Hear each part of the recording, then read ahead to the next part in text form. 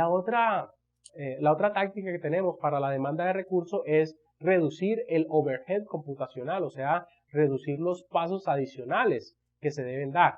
Cuando nosotros nos enseñan la arquitectura por capa, por ejemplo, nos dicen, la arquitectura por capa tiene 3 capas y unas capas transversales de soporte. Si nosotros incrementamos la cantidad de capas, pues estamos introduciendo un overhead, introduciendo unos saltos que nos van a disminuir o nos van a aumentar los tiempos de respuesta, o sea, nos van a afectar los tiempos de respuesta.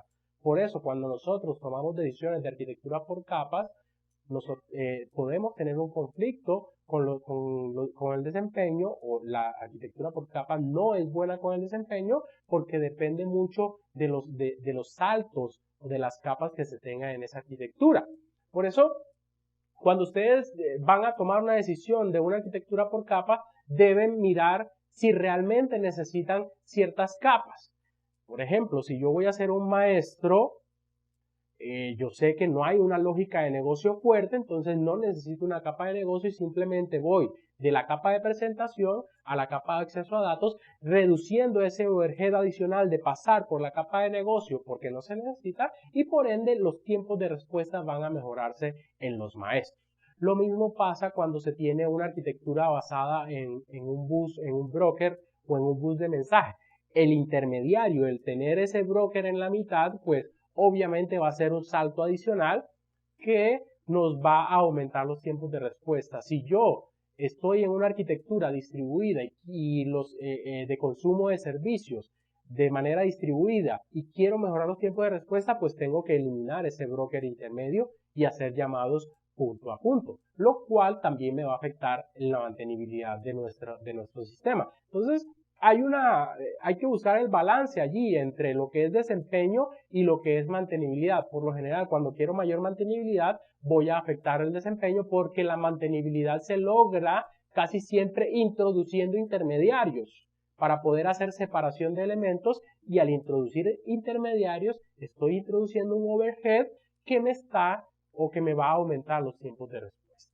Otra táctica que nosotros podemos encontrar en el desempeño es manejar la tasa de eventos, o sea, cada cuánto se ejecutan los eventos. Por ejemplo, si yo quiero consumir continuamente un servicio para saber el estado de una tabla en la base de datos, pues entre más veces vaya yo a la base de datos, mayor tiempo voy a estar consumiendo esos recursos, más contención voy a tener de ese recurso de base de datos, y por ende los tiempos de respuesta para otros elementos que vayan a utilizar esa base de datos se puede ver afectado. Entonces, definir la cantidad de eventos que van a llegar a un recurso específico es una forma de mejorar los tiempos de respuesta. Esto pasa mucho en los servidores web. Por ejemplo, en Apache, si nosotros dejamos el Apache como viene configurado por defecto, el Apache puede soportar unos 150 peticiones concurrentes. ¿Eso qué quiere decir? Que si yo tengo una tasa de eventos de 150, o sea, llegan 150 peticiones a mi servidor, pues obviamente la petición 151 pues ya se va a quedar bloqueada hasta que se libere una conexión. Entonces yo debo controlar esa tasa de eventos, o digo, no, acá solamente pueden llegar 100 eventos, o empiezo a aumentar la capacidad del Apache para soportar una mayor cantidad de eventos. La última táctica que tenemos en desempeño en la parte de demanda de recursos es controlar la frecuencia de sampleo, o sea, la frecuencia con el tiempo entre la ejecución y ejecución de un componente o de un elemento, de una funcionalidad, para que se hagan menos contenciones. Ejemplo, cuando yo hago pooling, cuando yo hago llamados continuos a un web service, si quiero actualizar una pantalla, eso se llama pooling. Entonces, el pooling se hace con una periodicidad, digamos cada 5 minutos. Entonces, cada 5 minutos estoy enviando una petición a un web service. Si yo reduzco el tiempo de sampleo, o sea, la frecuencia de sampleo se aumenta, entonces va a haber muchas más veces con las cuales yo voy a enviar petición a los web service, va a haber mucha más contención en el servidor de aplicaciones, y por ende el recurso va a estar mucho más agotado, y esto va a influenciar en los tiempos de respuesta que vamos a tener al final. Entonces, definir muy bien la frecuencia con la cual yo hago los llamados a los web services afecta los tiempos de respuesta. Eso también pasa, por ejemplo, con lo que ahora se llaman los WebSockets. Los WebSockets son puertos que se abren y se dejan abiertos por un tiempo definido. Esa es la frecuencia de sampleo, ese tiempo en el cual yo abro el puerto para poder recibir información. Si yo abro ese socket, ese WebSocket, lo abro por mucho más tiempo de lo que se define inicialmente, que son más o menos unos 3 minutos, pues entre más tiempo esté abierto, más contención voy a tener de mi servidor web y por ende las otras peticiones que vayan llegando, pues se van a ver afectadas porque no van a encontrar el recurso disponible. Entonces la demanda de ese recurso es algo que se debe controlar para poder disminuir o para poder afectar lo menor posible los tiempos de respuesta de ese recurso. Otro conjunto de tácticas tiene que ver con la gestión de estos recursos, o sea, cómo nosotros podemos entregarle más recursos a un procesamiento para poder lograr que se mejoren los tiempos de respuesta. Y allí tenemos 3 tácticas. La primera táctica es introducir concurrencia. ¿Qué sería esto? Pues el paralelismo. Si yo puedo ejecutar instrucciones en paralelo, pues obviamente la secuencialidad se va a evitar y por ende voy a tener respuestas mucho más rápido. Pero el paralelismo o la introducción de concurrencia siempre depende de qué tan paralelizable o qué tanta concurrencia puedo lograr yo de la funcionalidad que quiero. No todas las funcionalidades pueden ejecutarse en paralelo.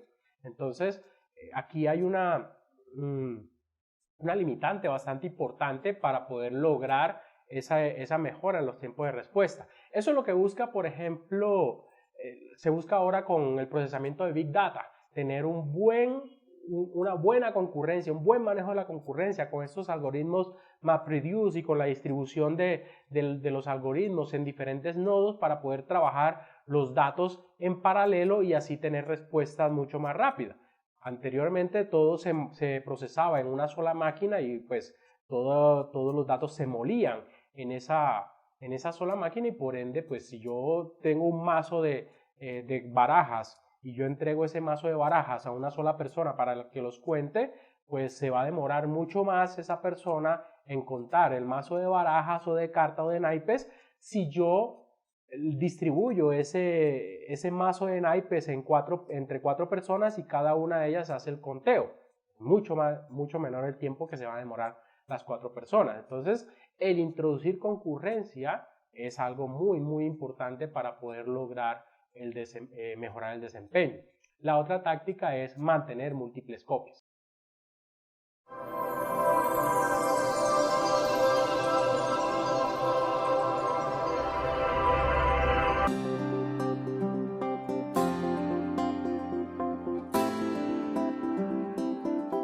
Entonces lo que hicimos fue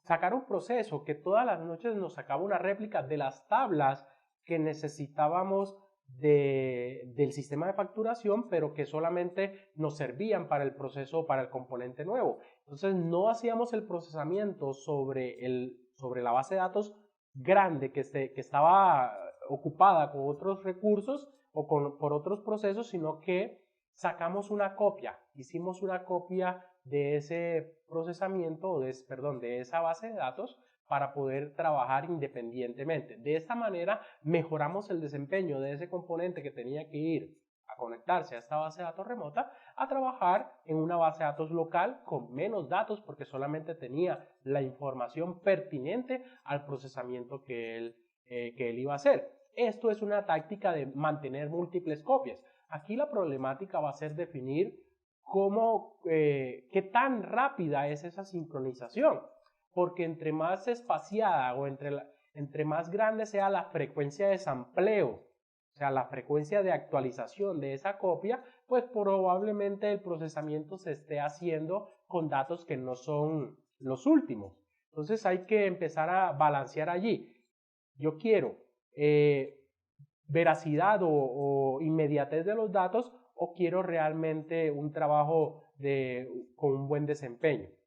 Esas son las decisiones que debe tener en cuenta el arquitecto al momento de tomar o de decidir una táctica. Eso se llama, desde el punto de vista de evaluación de arquitectura, que vamos a ver más adelante en Arquisoft 90, se llaman los puntos de sensibilidad y los puntos de negociación. Cuando yo tomo una decisión de arquitectura, eso me puede afectar otras decisiones de arquitectura y debo empezar a negociar qué es lo mejor para la arquitectura. Entonces acá tenemos esto. Yo puedo mantener múltiples copias, pero hay algo que se afecta, que es la sincronización de esas copias. Y la sincronización de esas copias me puede afectar el desempeño si es muy seguida. ¿Por qué? Porque hay otra táctica que es controlar la frecuencia de sampleo y controlar la rata de eventos, la tasa de eventos. Entonces todo está muy relacionado. Otro ejemplo de mantener múltiples copias que utilizamos comúnmente en el desarrollo de software es, por ejemplo, el caché. Si ustedes utilizan una página web y entran la primera vez, ustedes pueden darse cuenta que esa página web puede cargar de manera lenta. Y si tiene muchos componentes, carga mucho más lento. Pero si entran una segunda o una tercera vez, se dan cuenta que la página web cargó rápidamente. ¿Y esto por qué? Porque hay un elemento intermedio que es una copia de la página web que se llama el caché. Entonces, la primera vez uno va al recurso original, a la página web original, y el browser toma y guarda una copia local de los recursos estáticos porque sabe que no van a modificarse. Entonces, la segunda vez no tiene que ir hacia el origen de la fuente de datos, el origen de los datos, para poder obtener esa página web, sino que la obtiene del caché. Entonces, allí estamos evitando saltos, estamos disminuyendo el overhead y a través de esa copia local estamos mejorando los tiempos de respuesta, o sea que estamos aplicando dos tácticas. Esto también aplica en los sistemas de ORM, los sistemas de mapeo objeto relacional, como por ejemplo en Hibernate. Hibernate, un framework de mapeo objeto relacional, lo que hace es hacer una copia de un recurso de base de datos en memoria para no tener que ir tantas veces a la base de datos, sino que si hay que hacer operaciones sobre ese componente o sobre esos datos, se hacen en memoria y después él hace unas sincronizaciones internas para poder mantener los datos, pero se hace mucho más rápido en memoria, obviamente. Entonces, todas estas decisiones de frameworks, en browsers, en proxy web, en elementos de la vida real, son decisiones, son tácticas de arquitectura simples. Haga una copia local, porque las copias locales están más cercanas a mí, por ende me voy a demorar menos tiempo. La tercera táctica es mejorar los recursos disponibles. Esto es fuerza bruta. La fuerza bruta no es infinita, pero sirve mucho para mejorar los tiempos de respuesta. ¿Qué es fuerza bruta? Es que si yo quiero mejorar el desempeño, pues cambio de procesador, pongo un procesador más grande, pongo más memoria, amplío el ancho de banda, ¿sí? Incremento la cantidad de recursos para que los tiempos de respuesta sean mejores. Entonces, esta es la primera táctica que se le ocurre a todos. Hombre, si yo veo que mi servidor se está quedando lento, pues pongo un servidor con mucha mayor capacidad. Ya si llego a un punto en el cual desde la parte económica no es viable mantener un recurso más grande, pues ya tengo que buscar unas tácticas más orientadas hacia el software que hacia la fuerza bruta. Estas tres tácticas nos van a permitir manejar toda la gestión, o nos va a permitir administrar los recursos disponibles para poder entregar procesamiento mucho más rápido, y es un segundo conjunto de tácticas. El tercer conjunto de tácticas tiene que ver con el arbitramiento de recursos, y esto también es muy común cuando nosotros hacemos procesos masivos. Por ejemplo, nosotros a veces tomamos decisiones de en qué momento se debe ejecutar el proceso masivo. Con simplemente decir, este proceso que vamos a ejecutar hay que ejecutarlo por las noches, ya estamos arbitrando los recursos. ¿Por qué? Porque ya sabemos que ejecutar ese proceso masivo en horas de oficina, cuando también hay procesos transaccionales en línea ejecutándose, pues obviamente va a afectar los tiempos de respuesta de esos procesos en línea. Entonces, por eso se ejecutan estas órdenes masivas y de alto desempeño, perdón, de alto procesamiento en horas nocturnas. Esa táctica o esas decisiones de definir en qué momento se ejecutan los procesos o se utilizan los recursos, se llama arbitramiento de recursos. Y aquí hay diferentes formas de hacer arbitramiento de recursos. Por ejemplo, definir un scheduling, un cronograma de uso. Y para definir cronogramas de uso tenemos múltiples tácticas. Primero las FIFO, por ejemplo, el primer proceso que llega es el primero que se ejecuta independiente del tamaño, o sea grande o sea pequeño. Si yo dije, a ver, este proceso es el primero que me entregaron, ese es el primero que ejecuto. Entonces, primero que llega, primero que se ejecuta. También puedo hacer un agendamiento estático por prioridad, ¿sí? Donde el primero que llega yo defino cuál es el tamaño y lo pongo en una hora específica. Lo pongo, los pequeños van de primero, los más grandes van al final de la noche. ¿Sí? O un agendamiento dinámico por prioridad también. El agendamiento dinámico ya depende mucho de cuál sería o de cómo sería la ejecución de ese proceso en un momento dado. Y dependiendo de eso, pues, y dependiendo de las diferentes condiciones de los otros procesos, se va asignando tiempos de procesamiento. Esto es como trabajan los procesadores en el hardware.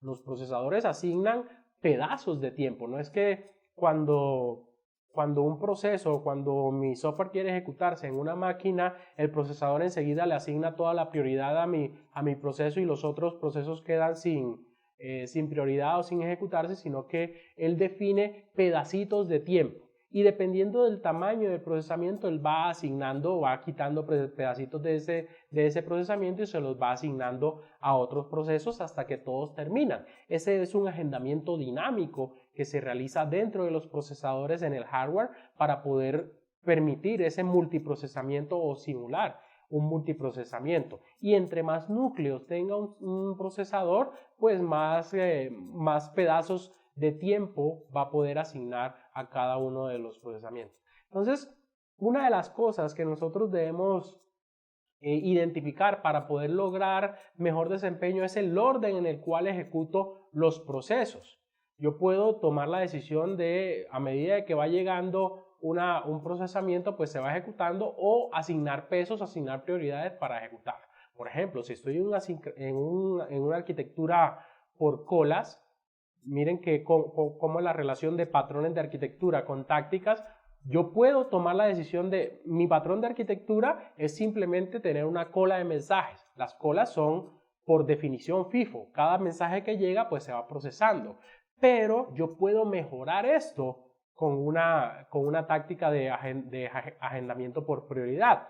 Y es que dependiendo del peso del mensaje que llegue, o sea, de una prioridad que yo le dé al mensaje, yo podría decir, si estos mensajes que llegan son urgentes, pues se ejecutan de primero en la cola. Y si esos mensajes tienen más baja prioridad, pues se ponen al final de la cola. Entonces allí puedo también monitorear o manejar mejor la forma como los procesos asíncronos se van ejecutando en una arquitectura basada en eventos, para poder mejorar así los tiempos de respuesta y no asignar tal vez un tiempo grande de procesamiento a un proceso bastante pesado y que los procesos pequeñitos que pueden terminar rápidamente sufran de contención por esperar que este proceso grande termine. Entonces, todos estos conjuntos de tácticas, todas estas definiciones de tácticas las podemos utilizar de manera concreta en ejemplares o instancias concretas de la táctica para poder lograr nuestra estrategia de arquitectura desde el punto de vista de desempeño. Más adelante vamos a ver otras tácticas en los otros atributos de calidad, como es disponibilidad, seguridad, para poder aprender mucho más de qué podemos decidir al momento de tratar de lograr o tratar de controlar un escenario de atributos de calidad.